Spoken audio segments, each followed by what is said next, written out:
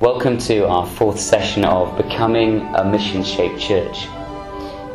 Today we're thinking about mission as evangelism. Look at this image on your screens. Perhaps when you think of evangelism you feel like that it's like swimming in hot fat, something you're terrified of doing. The idea of what evangelism is has in many ways become distorted or tarnished.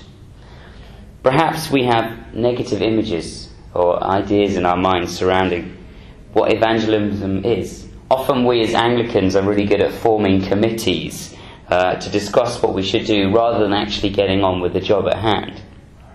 The truth is, evangelism should just be the natural outworking of our faith in Jesus Christ.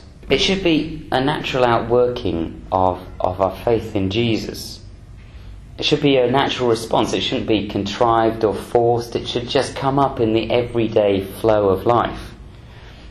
Leslie Newbigin, who was a bishop in India, a theologian, a missiologist, said this: "The gospel is an explosion of joy.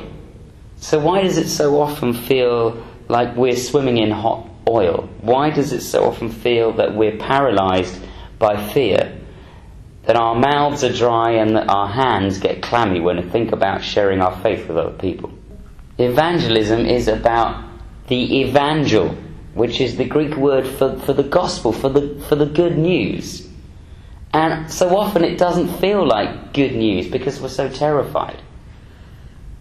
The New Testament gives us lots of models. Obviously there's Jesus' model, which was to declare the kingdom of God, to speak about the kingdom of God, and then to demonstrate its reality through healing of sick, through casting out of demons, feeding of people, caring for the lost, the lonely and the broken. But Paul offers us some other images or glimpses of what evangelism should look like, and we're going to look at three in brief. The first is that we're compelled to share the gospel of Jesus Christ. Paul in 1 Corinthians 9:16 speaks about being compelled to share the gospel, compelled to preach. It was like there was something burning deep within him. He just had to do it. It wasn't out of guilt, it wasn't out of fear. Actually, it was out of a revelation. It was out of an encounter with Jesus on the road to Damascus that compelled him to share the story of the healing, of the resurrection, of the power of God in his own life. And that's really what it should be for us as we enter into everyday conversations with people, whether we're in our workplace, in our school, whether we're in an office or in the supermarket.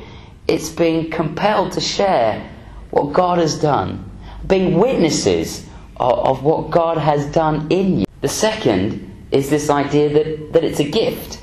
There are some people who just seem to be supernaturally gifted at sharing faith, at sharing the gospel story. In Ephesians 4:11, there are a list of gifts that Christ gives to the church, to his body. And evangelists is one of them, the gift of evangelism. We see in Acts 21 verse 8 that Philip was primarily known as an evangelist. And some people have a particular gifting as part of that fivefold ministry to help the church grow. When I was living in Cambodia, one of the most gifted evangelists was an older man called Om Hun in his early 60s. And wherever he went, when he was travelling on a tuk-tuk or a taxi to go to the city, or whether he was just meeting friends from the rice fields, he'd always somehow work in something of the story of Jesus, of what God was doing in his own life. It spilled forth because God had gifted him. Sometimes the gifting is situational, meaning it's for that unique point in time. Perhaps you've experienced a moment like that when you've been in a situation, you've had an opportunity to speak about who Jesus is, what he's done in your life, in your heart, and you found that the words just seem to flow from your lips. that almost you didn't know what you were going to say, but God gave you the right words at that particular time to say. Thirdly, is that it's not just about words, but it's about power. Paul again speaks in 1 Corinthians 4 verse 20. He says, the kingdom of God is not just about words, but it's of power. It's about power.